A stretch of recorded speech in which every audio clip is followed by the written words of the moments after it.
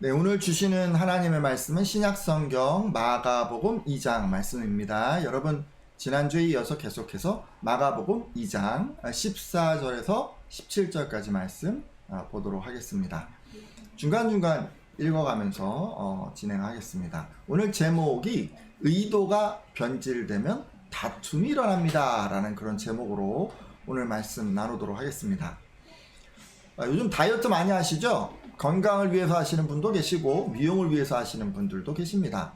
뭐 어떤 이유에서든지 과하게 드시지 않고 그냥 적당하게 이 다이어트 하는 것은 필요하다고 생각합니다.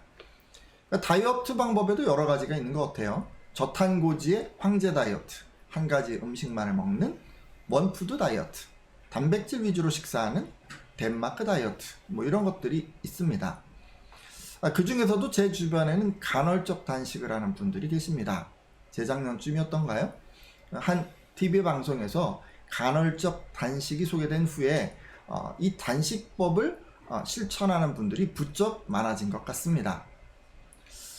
그때 방송에서는 그랬던 것 같아요. 전날 오후 7시부터 다음날 오전 11시까지 한 16시간 정도를 공복 상태로 있는 이 단열적 간식으로 무려 16kg을 감량한 한 여성의 이야기가 소개되었었는데요.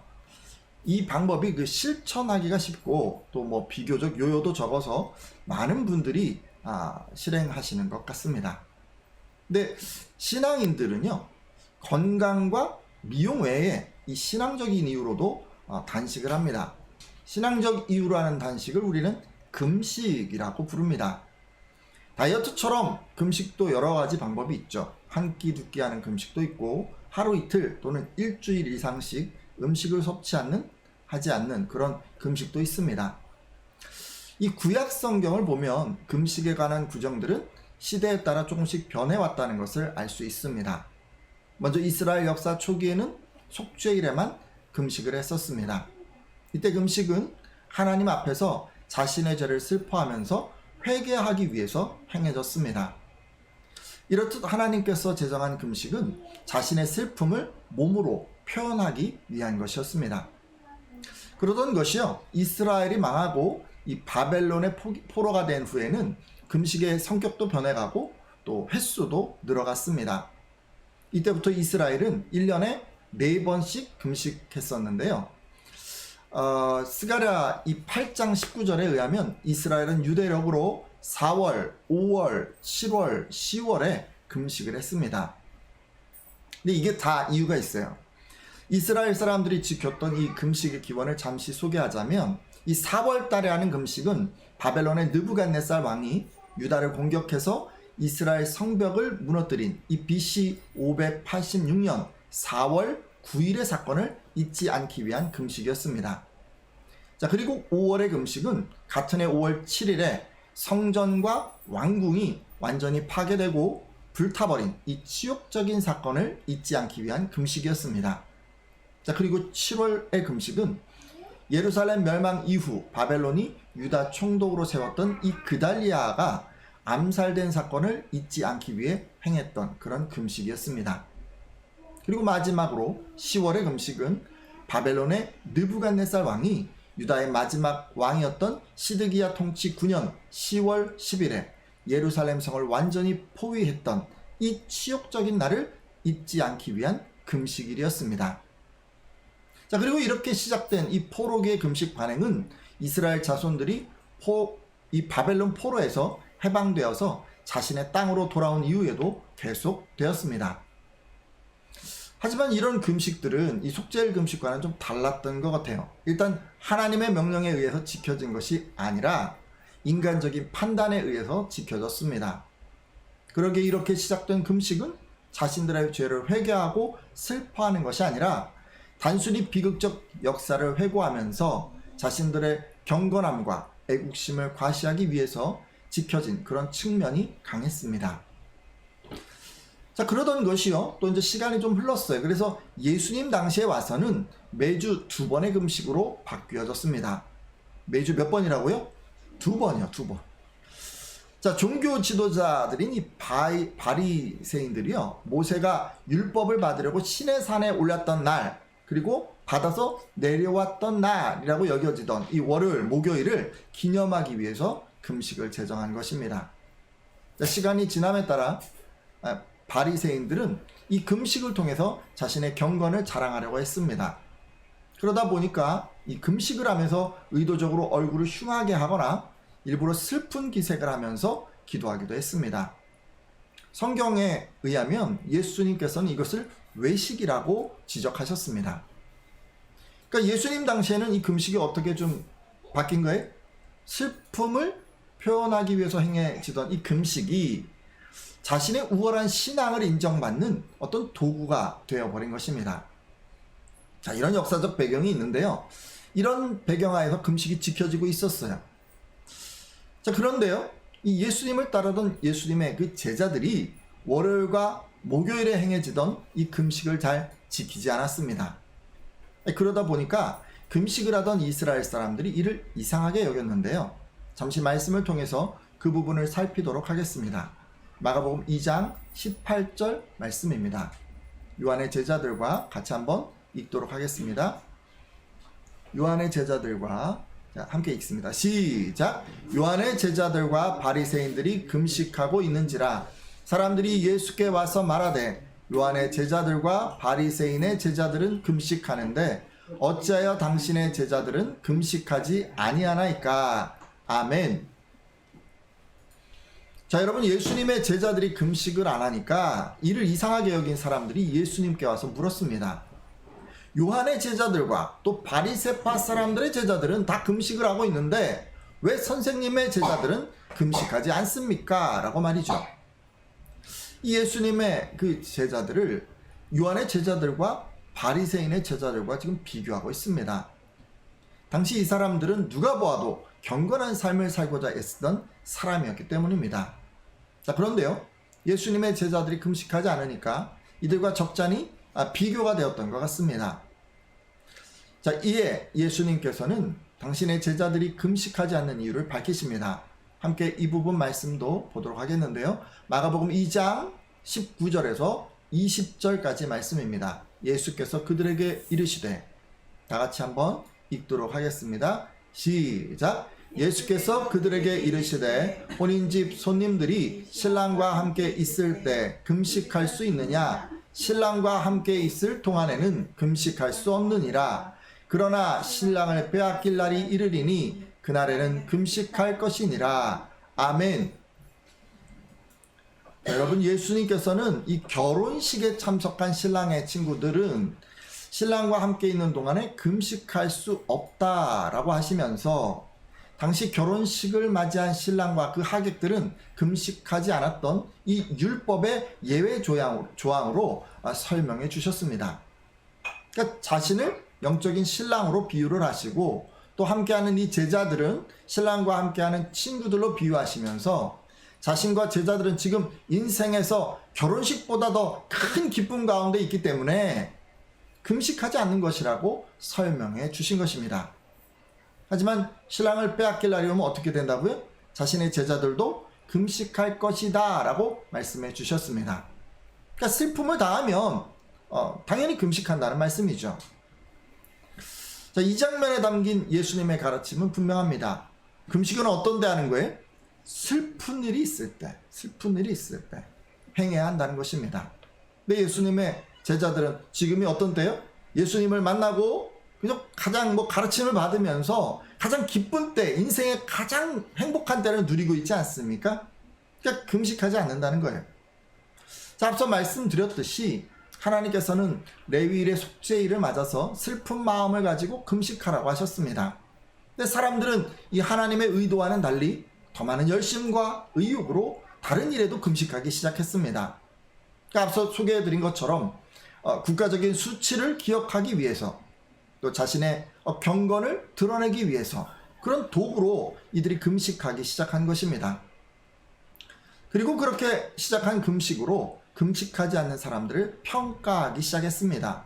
그들을 정죄하기도 했고 강권해서 또 하게 하기도 했고 또 때로는 비난하기도 했습니다. 한마디로 이 본래 의도와는 다른 어떤 금식을 그들이 하면서 그렇게 시작이 되면서 그들 사이에 뭐가 생긴 거예요? 다툼이 생긴 거예요. 자, 이 과정을 좀 일반화해 보려고 합니다.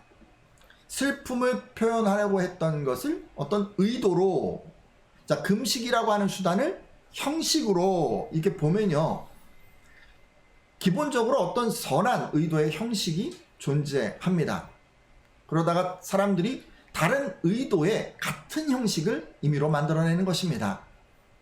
그 결과 본래 선한 의도와는 상관없는 같은 형식이 생겨나게 됩니다. 앞선 예를 좀 살펴보면 슬픔을 표현하려고 했던 어떤 의도가 자신의 신앙을 드러내거나 애국심을 나타내는 그런 의도의 금식이 되는 것입니다. 그리고 다른 의도로 만들어낸 이 형식이 다툼의 도구가 됩니다. 자, 그렇다면 우리는 어떻게 이런 과정을 좀 피할 수 있을까요?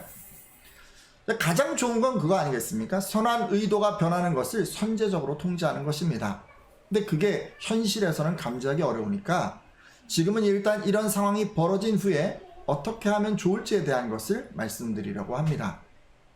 제목에서도 밝힌 것처럼 의도가 변질되면 다툼이 생겨나기 때문에 이 다툼이 생겨났을 때 어떻게 대처해야 할까에 대해서 좀 살펴보겠습니다. 자, 그러면 먼저요, 교회에서 의도가 변해서 다툼이 일어나는 경우를 한 가지 정도 살펴보려고 합니다. 서울의 한 교회 얘기인데요, 이 교회는 피아노가 낡아서 예배에 어려움을 겪었습니다.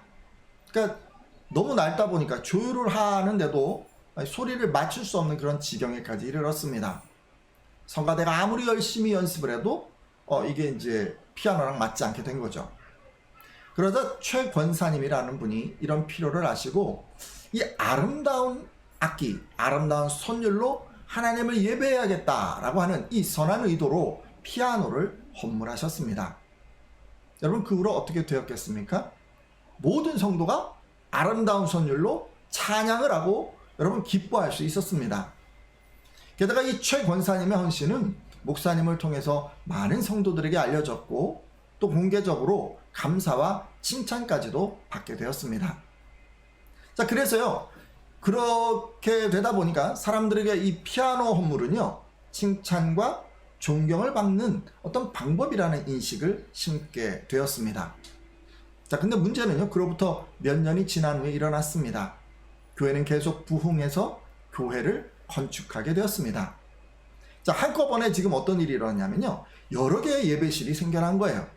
그러다 동시에 여러 대의 피아노가 필요하게 되었습니다. 자, 이런 상황에서 정말 감사한 것은 여러 성도들이 피아노를 헌물하려고 했다는 것입니다.